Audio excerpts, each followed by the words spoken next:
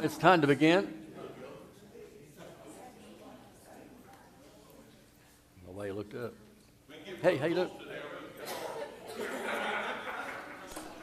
If you will sit down, brother, I can get started.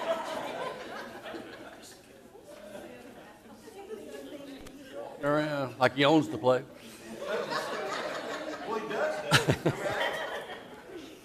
Okay, we're in Luke chapter 8 still, and there's lots of interesting events that have been covered and that are still, remaining to look at. I wanted to go back, though, to the event beginning in verse 22 of Luke 8 when Jesus and his disciples are on the boat. They're on the Sea of Galilee. Storm comes. Things get kind of treacherous, but Jesus is fast asleep in the stern of the boat. And the disciples are, afraid of what, might happen. I suppose there's water sloshing in, and they have a feeling that the boat's going to break up or, sink or something because they're spooked. And that ought to tell you something. They're fishermen. So it's not like they're unaware of, they've never encountered things and they don't know about what it's like to be on the water. So from their experience, several of them being fishermen, they're reacting in a way that is sort of alarming, They're seeing the severity and the seriousness of the situation of the boat, perhaps, sinking. But Jesus is asleep, But when they arouse him, get Jesus up, they're fearful, and he looks around and he says, to the weather, stop, calm down, and everything, stops, becomes peaceful, waves stop, and, I guess the sun comes out, clouds are gone, or, they're dissipating, everything's calm. And we dealt a lot about the reaction of the disciples. Jesus said to them, now he's talking to the 12 that he selected to be his, apostles, where is your faith? And I've tried to understand what is it that Jesus is wanting to see. In what way should the apostles have reacted? Because the way they're reacting is not faith. Because he's saying, where is your faith? So they're not demonstrating faith. What are they demonstrating? What is the characteristic of their mood and what's going on? How would you describe it? Living in the flesh. They're in the flesh. They're fearful, which is the opposite of faith.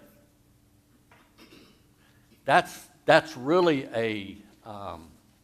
I think this illustrates the challenge of what faith is training us to be and to understand.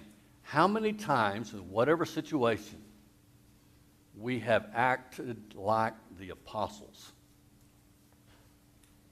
Right? It could be all kinds of things. Just as severe. They're afraid for their lives. We could be afraid for our lives or the lives of somebody else or some catastrophe or something that's happening.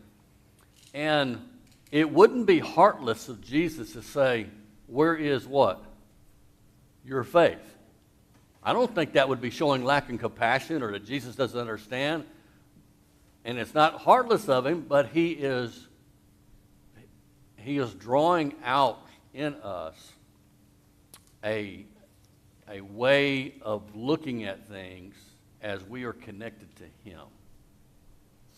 And so this episode here is, I think, a key event to illustrate what faith is.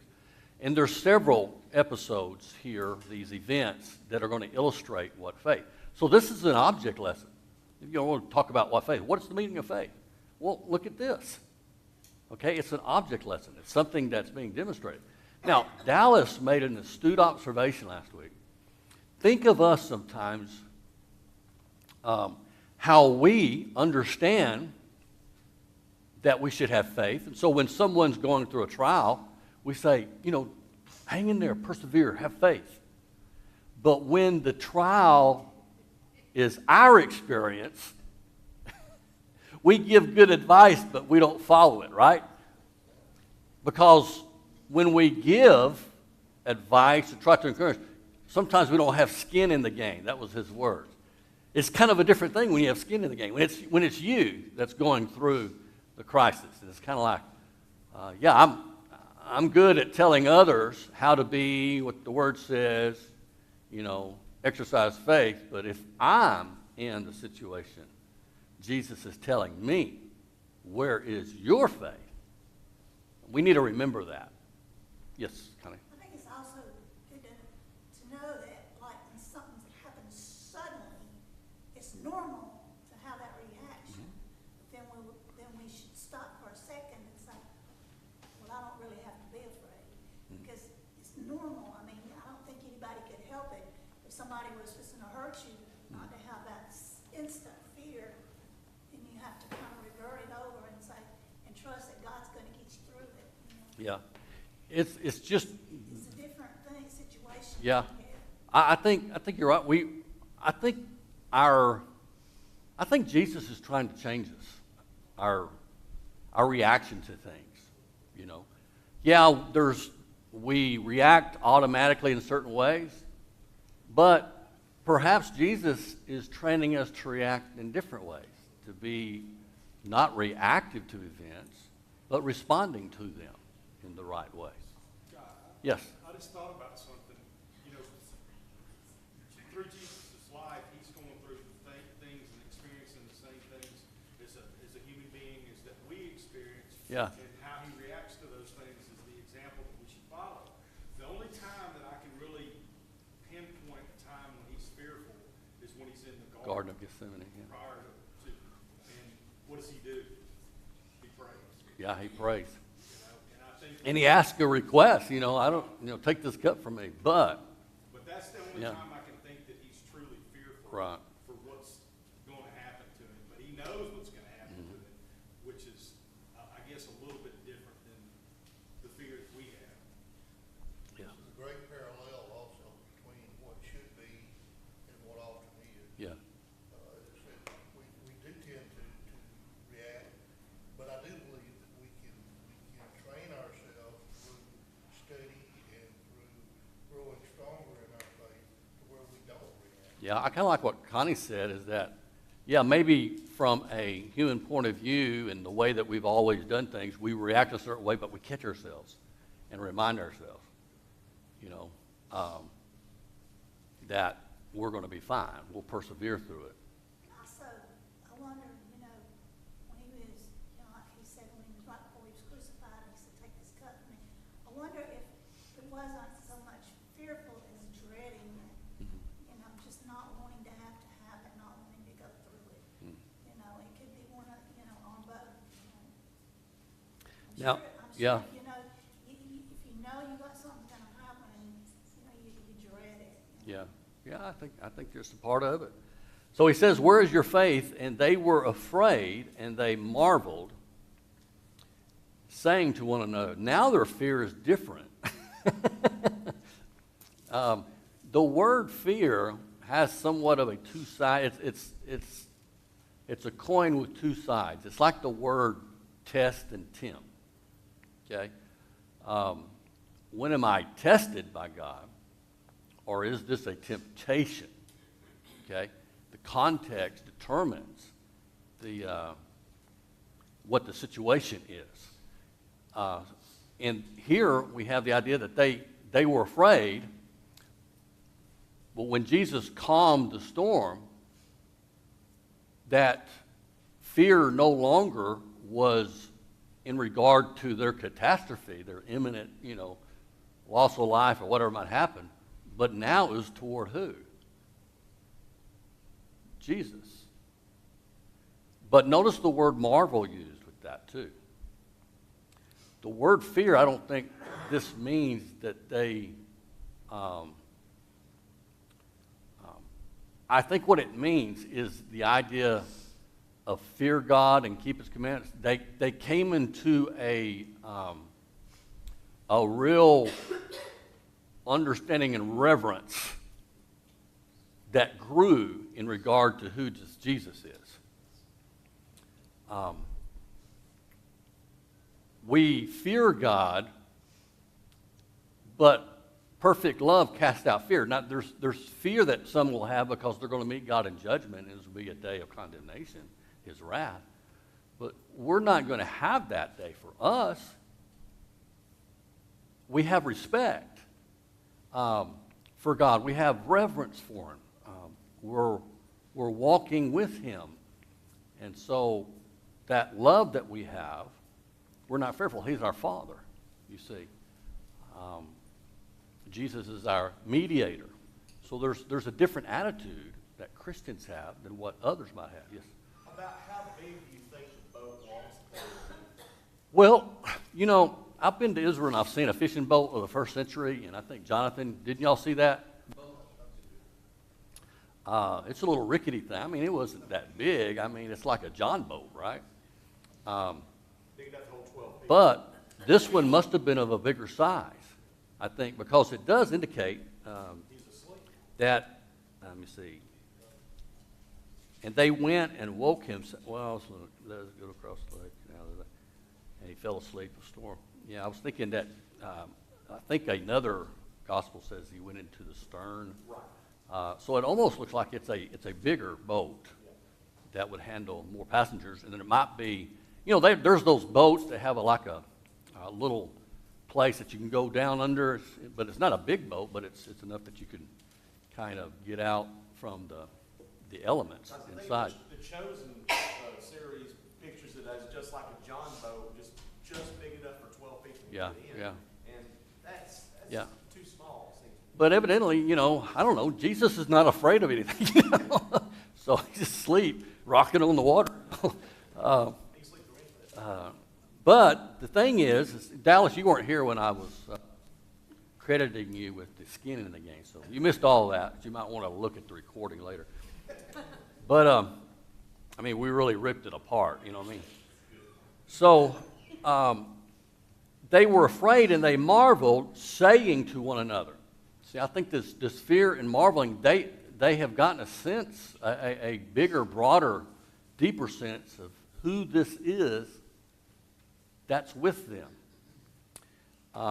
Who then is this? The question is that he commands even winds, water, and they obey him. Why is that shocking to them? What have they already seen in Luke? What has already happened concerning miraculous things? I mean, Jesus has already healed people, right? He's cured diseases. He's cured diseases from a distance, you know, death. Just say the word, the centurion said, and she'll be fine. My daughter will be fine. My servant. I was his daughter's servant. So the distance thing wasn't an issue for Jesus. But every time there's an expansion of, I wouldn't say an expansion, a revelation of the extent of Jesus' authority. And here we're now going to the elements of the universe, of creation. I mean, it's funny to me, you know, Japan and other places are trying to control weather things, to make it rain and not rain, you know, they're experimenting. A lot of it's backfired. They've created floods and stuff like that. But we have tried to control the elements, you know, trying to, you know, in favor and leveraging it toward us. But in the final analysis, we're very weak in regard to this world and controlling its power, you know, that it has. But here, the recognition that even the material world obeys. Now, this goes hand in hand with what John 1 says. In the beginning was the Word, Word was with God, Word was God. Nothing, not one thing came into existence apart from him. Colossians 1 verse 17, you know, he is the agent through which everything came into being. So you have an event that's illustrating gradually, it seems, he has power over sickness, disease, missing limbs, human body, death, and now he's gone and expanded to things outside of us. So what's the emphasis? Jesus is the Lord of what? Everything. Yes. Yeah, for us, I think, if we could put ourselves in that position, let's say we were with someone, and this horrendous storm, and by the way, up in that Sea of Galilee, there's some horrendous storms that could pop up too. This horrendous storm is there, and all at once, this person says, "Peace be still." The storm quiets, the waves are still, and it's all at once. Put yourself in that position. You don't know whether to get close to him or get on the other side of the boat. Well, that's usually the dilemma of people who come in contact with a power that or authority that they've never contemplated or experienced. Because this very thing is going to happen in the next episode event where a whole town is afraid of Jesus and request that he leaves because they're afraid.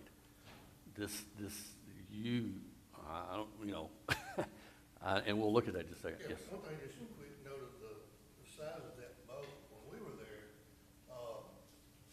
we went out on a boat that they said was about the size that they believed that Jesus went out with. And it was about 25 people. And it had a section there that was kind of like a little closed in. Right. Where you could get down. And then they also showed us one that was what they thought was probably something that Jesus maybe had encountered before when the apostles maybe were out. So there were two different sizes. Yeah, I'm sure they had, a few different sizes for different things, and for what people could, afford to get in their occupation. All right, let's go. Any more comments on this? Let's go to verse 26. This one is an interesting event. Both Mark and Luke have covered this particular event in the life of Jesus. They read almost the same. There's a little differences between the two. And remember, it's the differences that are bringing out the emphasis of the author. Don't expect things to read the same in Matthew, Mark, Luke, and John in regard to every event. We wouldn't need but one gospel in that case. Why do we have four? Well, it's looking at the life of Jesus through particular lenses or purposes for which they're writing. And so it's like a witness who sees an accident or something. From their perspective, they see this, okay? And then another person will say, well, I saw this.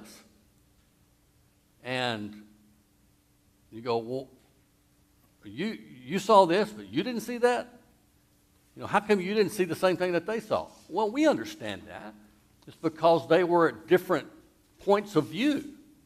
And maybe they looked at something else that caught their attention while somebody else was looking at something else that they were paying attention to.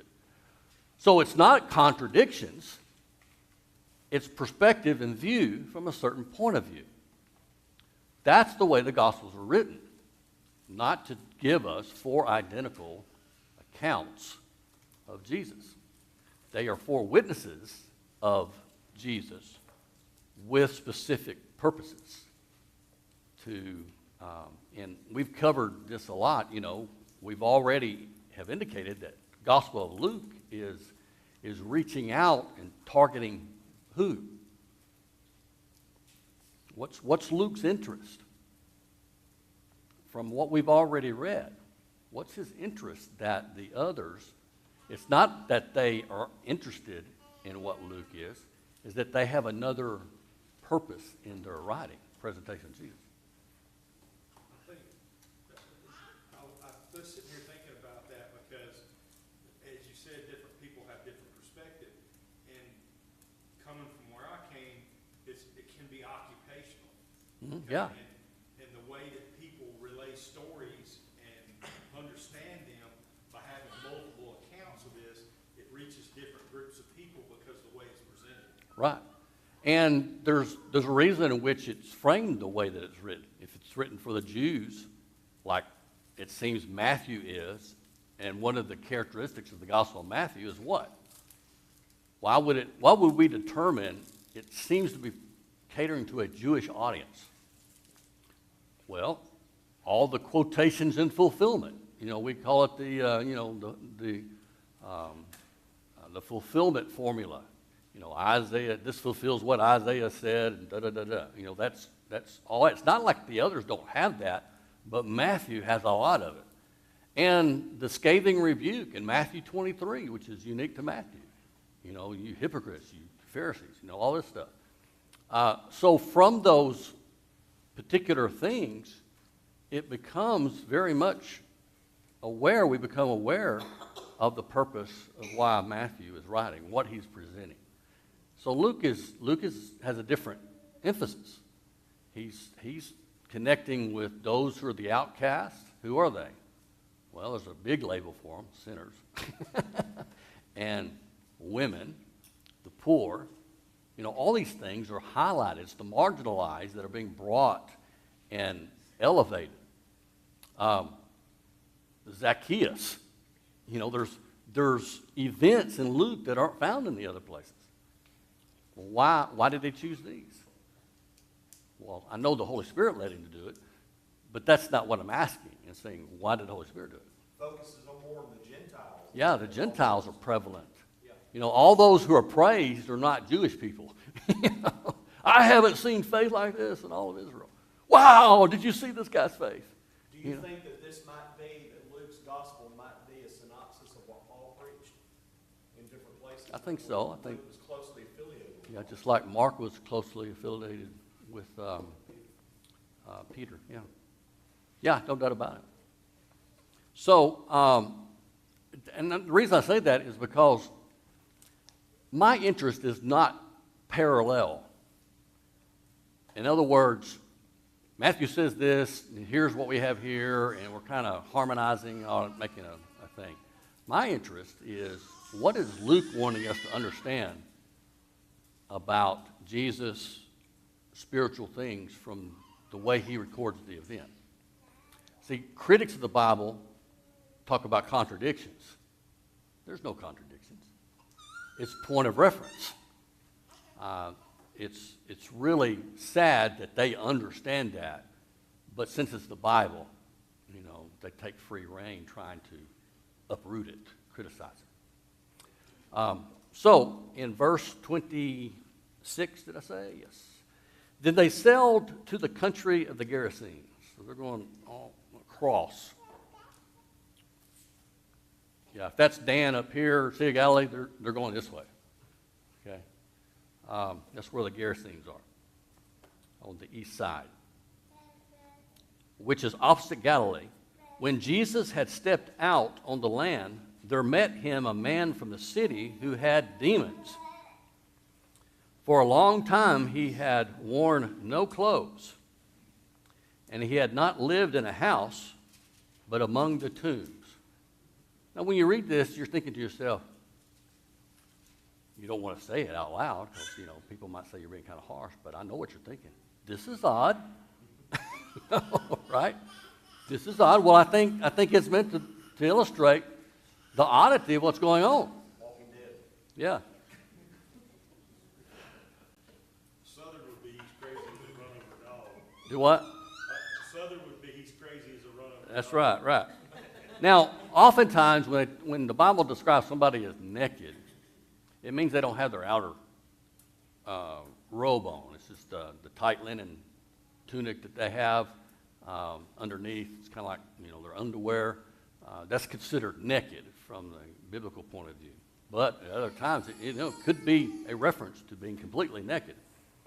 But he's out there, and he's strange.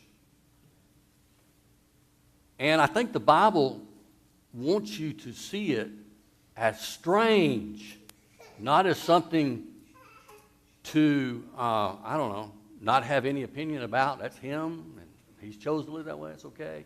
The community thinks it's strange. The Bible, it's odd, right? So, he says, demons, for a long time, he had worn no clothes. So this is a long time. I always thought about, every person has parents, right? How do you think his parents feel about all this stuff? I don't know, maybe they're dead and gone. But maybe they're not, and they have a child. You know, he's grown now, and he is the odd one in town. It's very strange. He says he doesn't live in a house, but he lives among the tombs. When he saw Jesus, he cried out and fell down before him and said with a loud voice, "What have you to do with me, Jesus, Son of the Most High God? I beg you, do not torment me." Do you know this is the way that all the demons react to Jesus? Would you think it's strange? We usually look at the demonic spirits and Satan and all that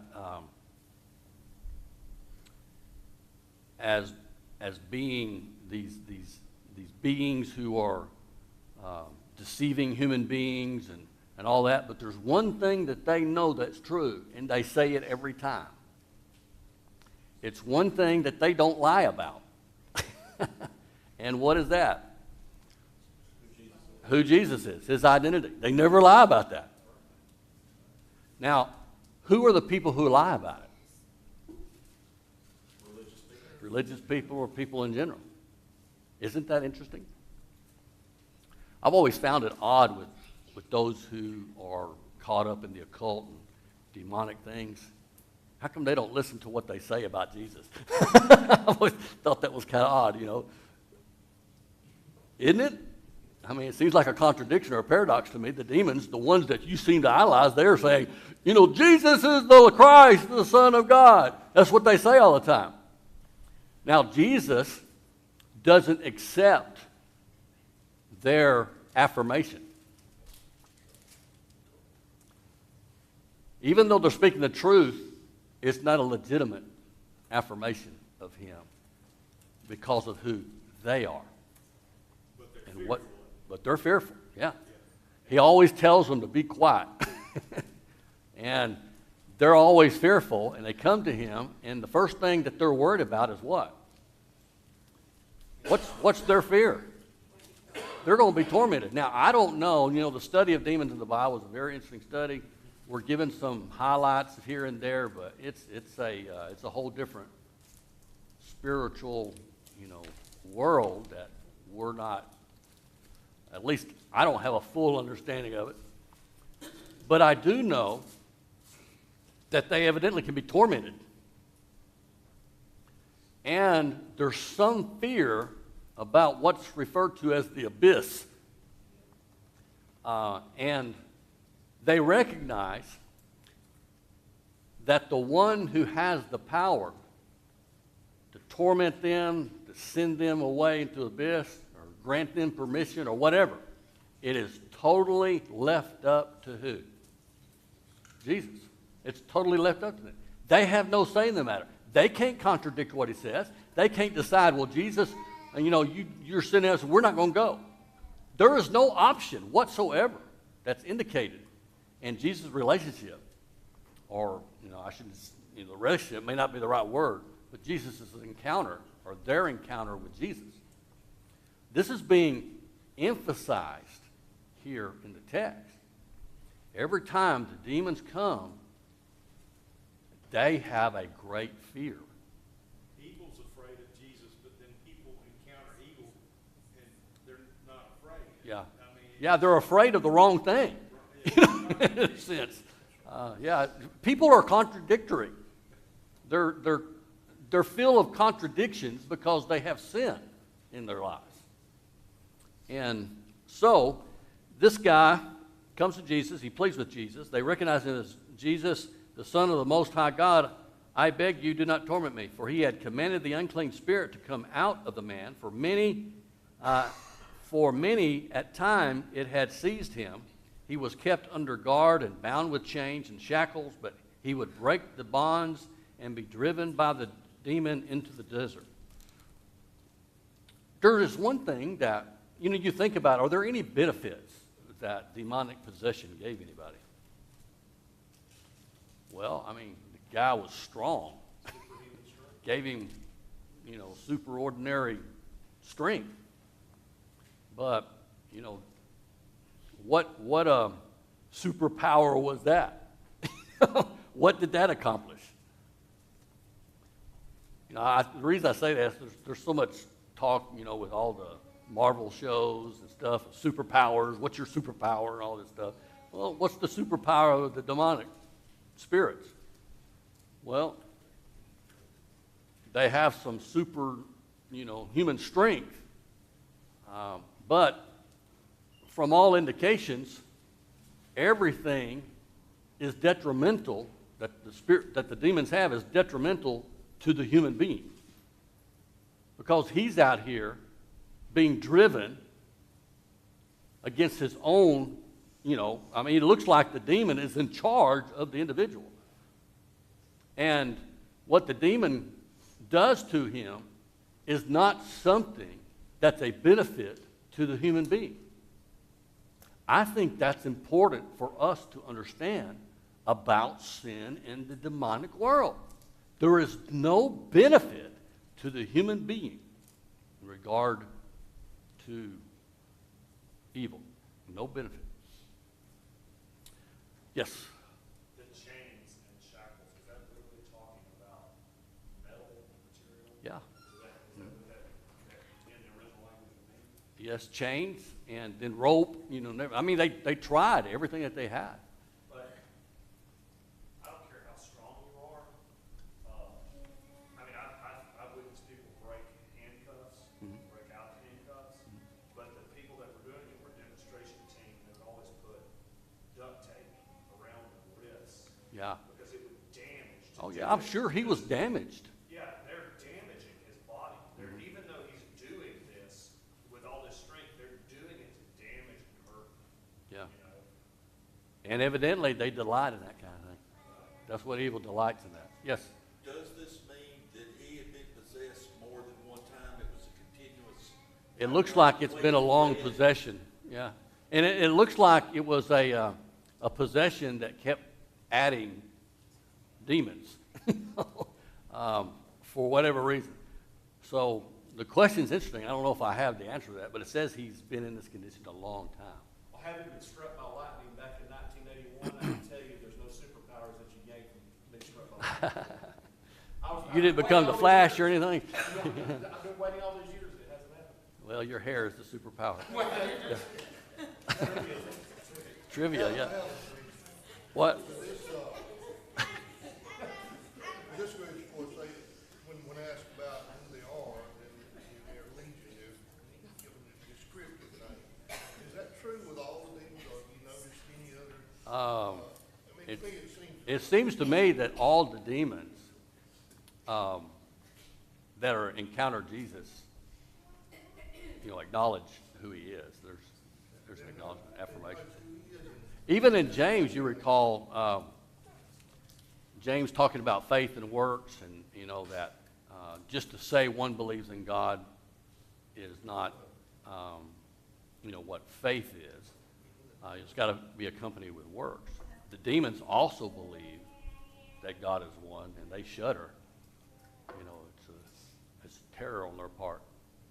I got to go back to David. I apologize. But see, we have a relationship. He does those things to me too. So when I can give it back, then I'm going to do it. He's an introvert, believe me. Yes? The demon was also controlling the man's mind and making him do things that was also probably making other people fearful. Therefore, Oh, yeah. contributed to Well, they bound him up and stuff, and I'm sure part of that was not only for his own protection, People were but, probably scared to death of him. oh, I'm sure they were. Nobody's going to go out there. But I still have a feeling for the parents of this guy. You know, if they're, Mark talks about he's whining and moaning and cutting himself and all this stuff, and they're eating supper. I imagine myself eating supper and hear my son out there, you know, going, They must have been dead, though. maybe, I don't know. When demons, was this man living a very sinful life for these demons to enter him, or did they demons No. just come to these people and decide they were going to ride with Yeah, I don't own. There may be occasions when someone was more open in their life and attitude that it made it easy for demons. I don't know, but it seems to be arbitrary, like David said. I think there's an arbitrariness, and that's never really emphasized from that perspective. Yeah, I mean, it's a good question. I just don't have an answer to it. I mean, Jesus says that demons gone, you sweep your house and clean your house. Yeah, You don't put if you don't do anything about it, they're coming back. So there's gotta be something there. Yeah. But I should have asked this earlier. Who or what are the Gerasenes? I'm reading from the New American Standard. It says Gerasenes or Gergesenes. Or Gadarenes. Yeah, Gadarenes. Who are they? Well, it's referring to a town, an area on the east side of Galilee. That's it's been hard to pinpoint from geography and archaeology the exact location of the cliff that the pigs went down, but there are places and cliffs, summits on the east side of Are see they a- Jews or are they Gentiles? oh, they're Gentiles. They are Gentiles? Okay. I'm sure there may be some Jews there, but it's this is the what I refer to as the first Gentile ministry by Jesus. He begins it because the person who's healed, that we'll see in just a minute, he tells him and says, "Go and tell others what the Lord." So the Gentile ministry has begun. Jesus has planted the seed already. Well, let's go back. Step back just a little bit. He asked Jesus, or Jesus asked him, "What is your name?" This is interesting. Why the significance of what is your name? Now, you have to understand this from a biblical point of view. What's the significance of a name? A name sometimes indicates character. Indicates character, identity. So, in asking what his name, they do have identity. I think demonic spirits, they have identity. They are personalities, spirit personalities. And they have character about them. He asks, "What's your name?" Now, it's interesting what they say. The response is, what? What's the name? Legion. Well, we may, that may not impact us as much as it did the first century readers. Because who's in charge? Romans. Who is everybody afraid of? The Roman legion. You don't want the legion to be sent to a particular area to clean it out. Or, you go to Rome and they're going to have crosses up with people, hanging from them, warning people, if you think you're coming to Rome and you're going to commit mischief and all that, you better think twice. That's one of the things Pilate was afraid of, by the disturbance of the Jews, why he placated them, because they would send the Roman soldiers. They might send a legion out there to clear out Pilate and everybody else, kill everybody, establish new leaders. Rome was not one to avoid doing that. How many were in the legion? 6,000. 6,000. That's a lot. 6,000. Now, in the spirit world, I don't know if that's a lot or not. Still. In I one mean, person. I remember a son's friend said, "How many angels Crowded in there. how many angels can stand on the tip of a pin?" Well, I said, "Well, I don't know, but I'm sure it's probably innumerable since it's a spirit world. I don't know, but No wonder I do know." Go ahead. What? I said, no wonder he's crazy with that many in there. Multiple personalities. Well, I think it's emphasized. The word legion represents power and authority. And notice, legion is cowering to who? Christ, Jesus. See how legion? That's even, I think, metaphorical that you think Rome is a powerful nation, there's one individual called Jesus here, Son of God, that Legion is terrified of. Now, Rome doesn't know yet, but Rome will be overthrown, which is what the book of Revelation, I think, is hinting at and talking about ultimately the overthrow. Go ahead. Jesus tells Peter that he can, at the Gethsemane, that he can ask the Father and he can send him 12 legions Yeah. of angels, 72,000 angels, just like that. Yeah. That's a lot to us, perhaps, but it's probably nothing in the spirit world. I don't know how many angels are there. The immense power that Jesus controls is just Yeah. incomprehensible. But that's one of the things is the recognition. So when someone comes to recognition that we have someone here that's more powerful than Legion,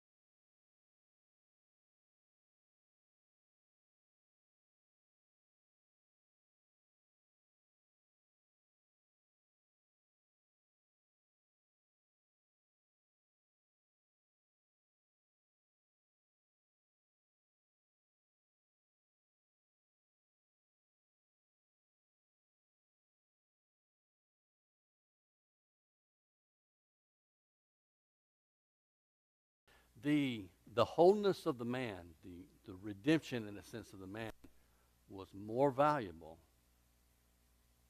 than this herd of pigs. I think Mark says 2,000 of them or whatever. That's a lot. That's an economy of a town, whatever. They lost a lot. What's that saying, though, about the value of this individual? It's invaluable. It also could be punishment to the sinful Gentiles. Who knows? This is one of the episodes that gets criticism by atheists and things of that nature, that Jesus is destroying people's livelihood and all that. Well, I guess that's one way to look at it, but there's also another way to look at it, that we're seeing a spiritual judgment against them of their sinfulness. Or it's, there's other ways that it's illustrating the value of the human being. So, I don't think that we have no answer to that. But they always harp on this idea of the cruelty of God. Well, I know what Paul says, behold the severity and the goodness of God. Toward those who sin, severity. But toward those who, respond to God and repent, his compassion and love. Yes? Yeah. Yeah, cost to, yeah. Mm-hmm.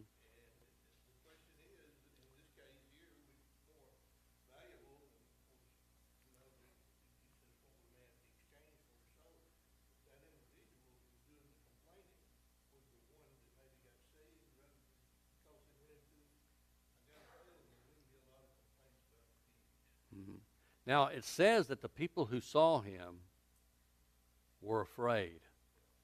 This fear did not lead to belief in Christ, but caused them to reject him. I would think if this all happened, you saw this guy who's been terrorizing the neighborhood and, the power of all this and the description, that perhaps this is somebody that we need to talk to for, why? Who are you? I don't know. But they're afraid, and they say, go. But guess who wants to go with Jesus? Who wants to be his disciple? The guy who was healed of the demon possession. And Jesus says, no, you go and tell others what the Lord has done for you. That indicates the character of this man before he was possessed. Probably he was a good man. Yeah, probably so. Who knows? Yes. Time's up. I appreciate it very much. Go ahead. What?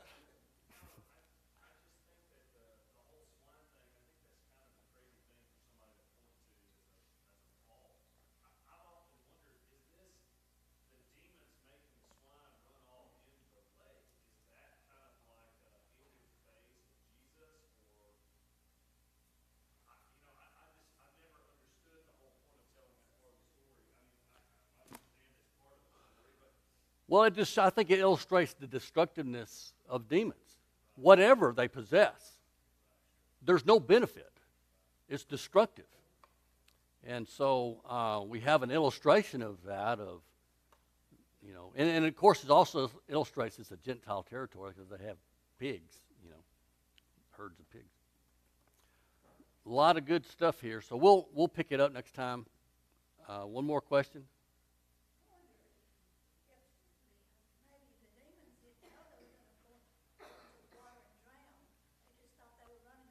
Well, I don't think the demons drowned in the water. I think the pigs did. The demons, I don't know what happened to them, yeah. No. Huh. I don't know. I don't know what happened to them, but so that's a question about the spiritual world that I'm not sure. Okay, that's it.